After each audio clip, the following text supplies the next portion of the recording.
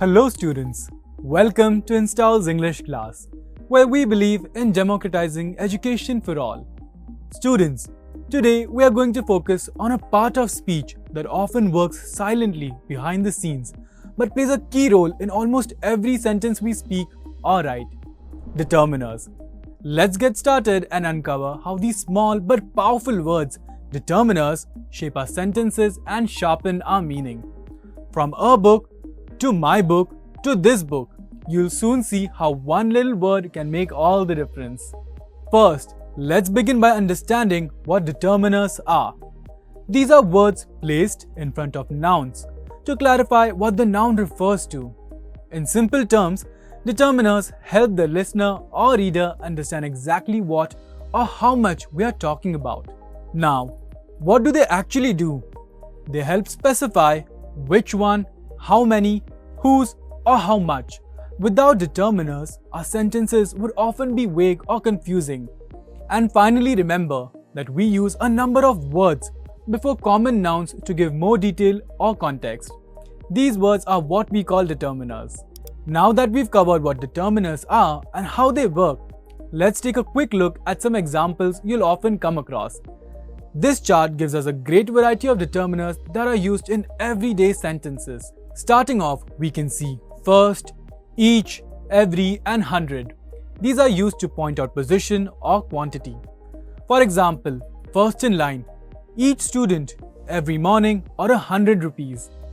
Next, look at the possessive and demonstrative determiners in the middle row. My, our, and this, those. These help us show ownership or point something out. For instance, my pencil, our school, this idea, or those apples. This and those act as demonstratives and my and our act as possessives. Now glance at the lower row. Here we have a few, the few. These express small quantities. For example, a few people attended the event, or the few friends he had were very loyal. Then we see a, and the basic articles we've already discussed. A and an are indefinite, while the is definite and refers to something specific. Lastly, we have either and neither. These are used for choices and exclusions. For example, either road leads to the station, or neither answer is correct. Let's now go over some essential rules of determiners which will help us avoid common mistakes while speaking and writing. To begin with, determiners always come before nouns. For example, we say the book, not book the. Similarly, an orange is correct, not orange an. The determiner leads the noun, guiding the listener about which, one, or how many.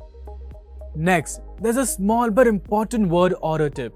If a noun is preceded by both a determiner and an adjective, the determiner will always come first. Let's take the phrase, a delicious cake. Here a is the determiner and delicious is the adjective. We can't say delicious a cake, that would be incorrect. So the determiner always stands first, followed by the adjective, then the noun. Moving on, remember that determiners are always required when introducing singular nouns. You cannot just say apple is red. That sentence feels incomplete. The correct forms are either an apple is red or the apple is red. So whenever we use a singular countable noun, it must be accompanied by a determiner. And finally, there's a very practical rule about articles. When choosing between a or an, use an if the noun begins with a vowel and a if it begins with a consonant. But be careful, it's not just about the first letter, it's about the sound. For example, we say a university because although the word begins with a vowel, it has a consonant sound Y. On the other hand, we say an R because even though R starts with H, it is silent and the sound is actually a vowel sound R. So the sound we hear at the beginning of the word decides whether to use a or an. Moving forward, let's look at the types of determiners. Broadly, determiners fall into two main categories based on their function. First category includes those that are used for classification or identification. This means they help us identify or classify nouns in a sentence, whether we are talking about a general idea, something specific, pointing out an object, or showing possession. Under this category, we have the indefinite article, definite article, demonstratives, and possessives. The second category of determiners is used to indicate quantity, which means they tell us something about the number or amount of the noun being referred to. In this case, we use numbers and quantifiers to express how many items we're talking about or how much of something exists. Both types of determiners play a key role in adding meaning and precision to our sentences. Now, let's zoom in on one of the most basic types, indefinite articles. These are used before a noun when the identity of the noun is not known or when it is general or singular. That simply means we use them when we talk about any one thing, not something specific. We only have two indefinite articles in English, a and an. So when do we use a and when do we use an? Let's break it down. We use a before consonant sounds. For example, a pair or a university. Even though university starts with a vowel, it begins with a consonant sound Y. So we say a university. Next, we use an before vowel sounds. For instance, an emergency or an R. Notice how it's based on the sound, not just the first letter of the word. Let's reinforce our learning with a few real-life examples. Listen carefully. A dog barked in the middle of the night. Here, the dog is not specific. It's just any dog. He picked a book from the shelf. Again, the book isn't identified. It could be any book. She saw an elephant at the zoo. Elephant starts with a vowel sound, so we use an. He ate an apple for breakfast. Same rule, the word apple begins with a vowel sound. Let's now move from general references to specific ones. When we want to talk about something known and clear to both the speaker and the listener, we use definite articles.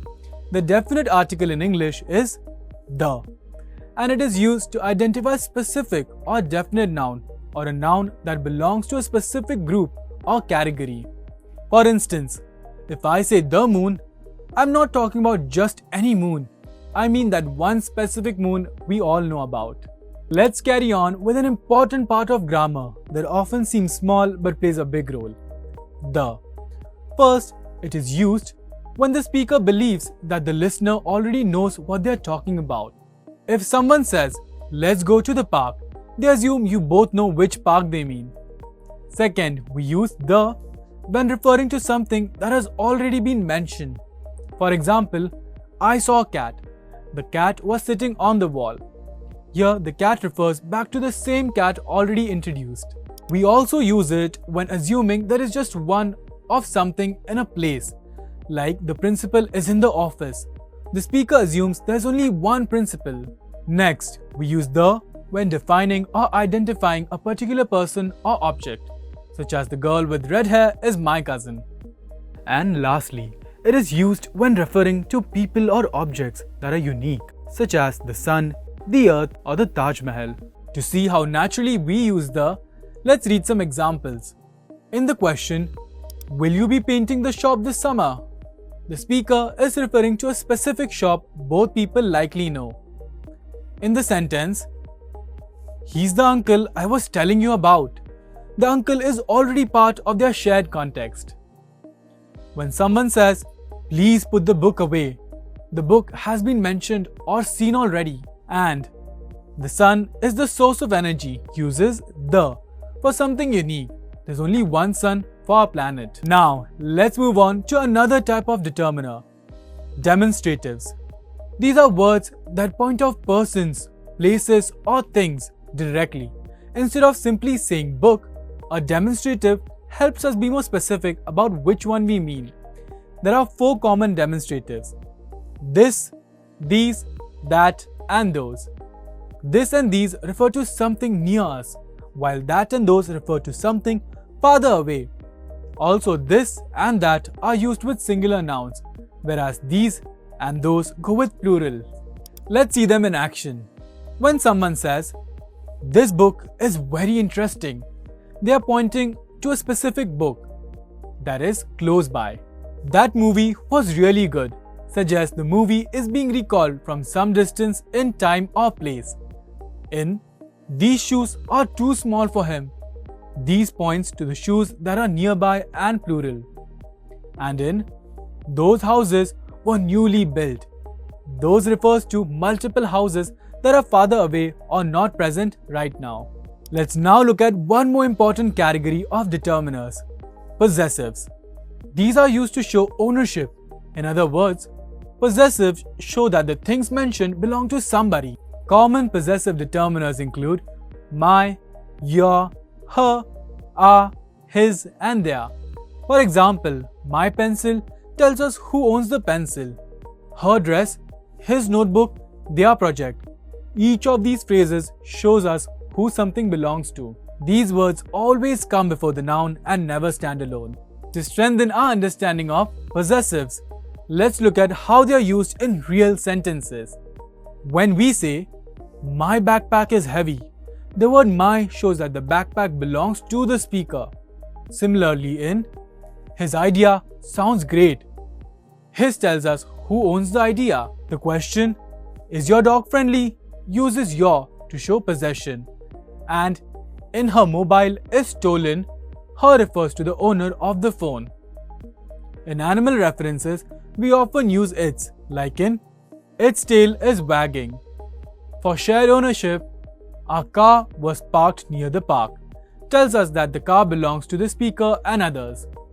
And finally, their house is demolished, uses their to show that the house belongs to them. All of these possessive determiners appear before the noun to make the ownership clear. Let's now turn our attention to number determiners. These are words that help us specify how many items or what position something holds.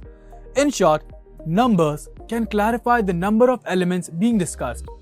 We can divide them into two categories: cardinal number articles such as 1 and 5, and ordinal number articles such as first and third. Focusing first on cardinal numbers, these help us count actual quantities. Numbers such as 1, 2, 3, 5, 11 and 200 are cardinal numbers, and they are used to express quantity. For example, they are commonly used as determiners before nouns, like 1 apple or 5 chairs. Cardinal numbers simply tell us how many of something. Let's explore a few examples to make that clearer. In, I have only one pencil. The word 1 is a cardinal determiner indicating the quantity of the noun pencil. In the sentence, have you got 2 extra pens? 2 is again a number, telling us how many pens are being referred to. Another one is, Samrat bought 5 dozens of oranges from the vendor, where 5 is used to describe how many dozens were purchased. These number determiners always come before the noun they modify. Next, let's talk about order and position using ordinal numbers. Numbers such as first, second and third are ordinal numbers. Their function is to tell us about something's rank in an ordered set, like who finished in what position or which floor a room is on. To understand how these words are used, consider this sentence. Rahul finished in the 3rd place in the hurdle race. The word third tells us his exact position. In, Dhruv was the first person to arrive. The ordinal determiner first places him at the beginning of the order. And in, my office is on the 10th floor. The word 10th gives us the floor number, showing the order among many. Finally, let's explore quantifiers, which are all about quantity. Quantifiers are special determiners that describe quantity in a noun phrase. They help answer how many or how much on a scale that can range from none, that is 0%, to all, that is 100%. Some quantifiers such as many or few are used only with countable nouns like books or pencils. Others like much or little are used only with uncountable nouns like water or sugar. Students, remember that quantifiers are most often used before a noun, but they can also appear on their own as pronouns. For example, in the sentence, he ate all the cake. All acts as a quantifier before the noun cake. But in all have returned, all is used independently as a pronoun. the meaning remains related to quantity. Now, let's clear up a common mistake. In the sentence, much food is correct because food is uncountable. The quantifier much fits because we cannot count food individually.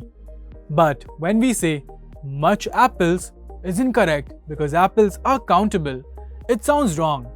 Instead, we should say many apples. So matching quantifiers with the right type of noun is very important. Let's end with one of the most commonly used quantifiers, some.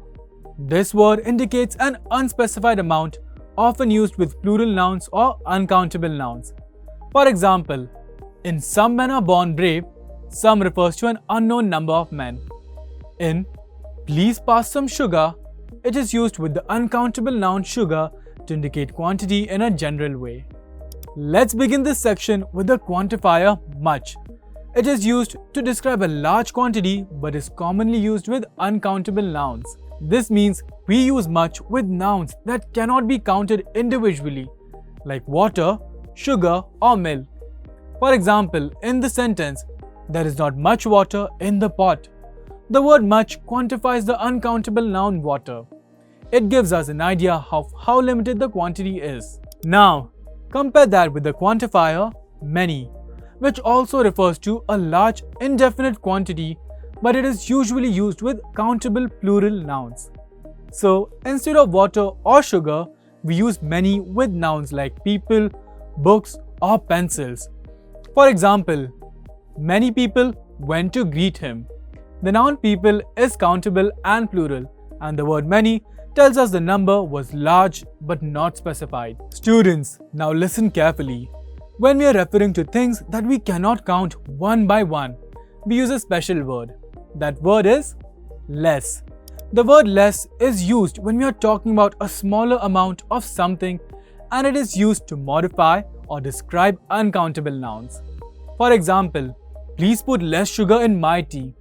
Since sugar is uncountable, we use less to indicate a smaller quantity. On the other hand, fewer is used when we are talking about countable nouns and is the comparative form of the word few. For example, in this sentence, there are fewer girls in this section. We use fewer because girls is countable and we are making a comparison. Now, let's move on to all, which is a very flexible quantifier. It refers to the entire quantity of something, and it can be used with both countable and uncountable nouns. For instance, in the sentence, he ate all the apples. All shows that no apples were left behind. And in the sentence, all the children enjoyed the party. The word all is applied to the group of children, showing that everyone participated. Another word that expresses completeness is whole. It is used to describe the completeness of something, and it often functions as an adverb. For instance, in the example, we have written the whole page. The word whole means that the page was completed entirely. Moving on to another important determiner that helps us focus on individuals within a group. The word each plays a key role. It refers to every individual item or person in a group, and it is used with singular nouns. This means we use each when we want to highlight individuals one by one. For example, each girl will get a prize shows that every single girl will receive a reward. In each student has a locker, the focus is on individual ownership. Let's look at two related words, either and neither. The word either means one of the two or both, and we use it when we are given a choice between two options. For example, you can go by either road means both roads are acceptable. In contrast, neither means not either or none of the two. It's a negative form, so when we say neither side is winning, it means that none of the two sides are ahead. Now, let's explore the difference between few and a few.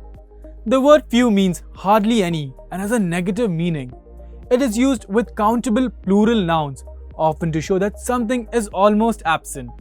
For example, he is a man of few words means he doesn't speak much at all. On the other hand, a few means a small number and has a positive meaning. It suggests that there is at least some amount. For instance, in the example, he was asked to say a few words. The phrase shows a small but sufficient number of words. Finally, we have the few, which is slightly different. The few means not many, but all of them. It is used when referring to a small, known group that is being entirely considered. For example, the few chocolates Aruna had were expired. Here, the chocolates refer to a small number, and the sentence is talking about all of those chocolates. Let's now look at how little, a little, and the little differ. Starting with little. It means hardly any and has a negative meaning. We use it with uncountable nouns to show that there is almost nothing left.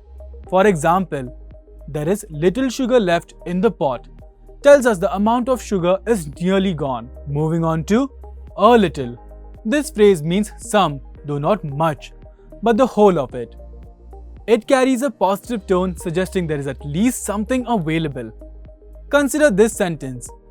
A little knowledge is a dangerous thing. It means having a little amount of knowledge or a small amount of knowledge can sometimes lead to overconfidence. And finally, we have the little, which means not much but the whole of it. It refers to a known small quantity that is being completely considered. For instance, in the sentence, I gave to the beggar the little money I had. The speaker gave away all the small amount of money they possessed. These three forms, little, a little, and the little, look similar but have very different meanings depending on the context and tone. Now, let's put our learning into practice with a short exercise. We'll read each sentence and try to choose the correct determiners. Let's begin. In the sentence, each or every student must bring their own notebook.